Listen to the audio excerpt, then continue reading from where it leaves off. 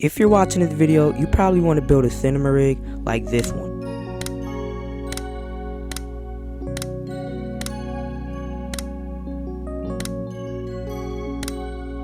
Or maybe you want a different rig like this one, which is way much bigger, or maybe a handheld rig, or possibly this nice rig that has functionality, or maybe something minimal.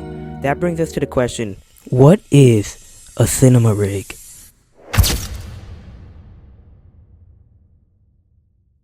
Basically, it's a camera that can shoot cinematic photos and videos, and that's really much it, just like my cinema camera.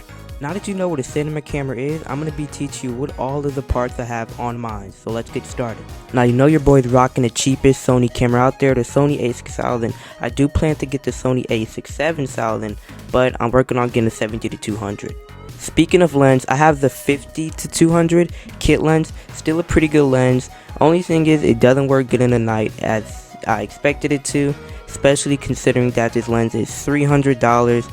I did have high hope for this, that's why I'm getting a 70-200 Sigma. Here we have my bottom plate, you can see the V-mount where the battery goes, and my rails to mount my hood over my lens.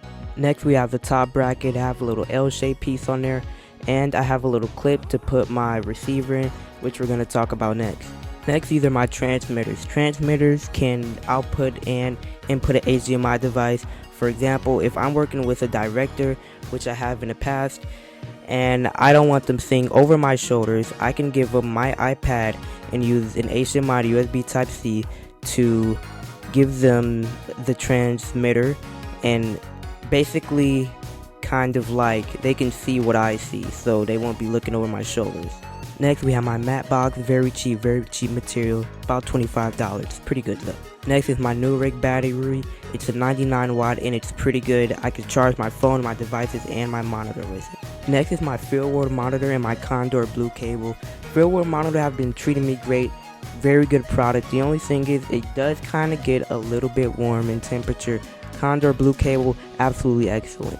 Next we have my small rig handle.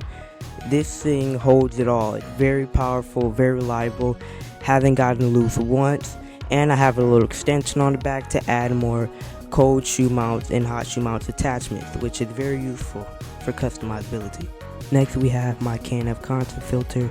This filter works great with harsh lighting and just that sunlight that just comes beaming in.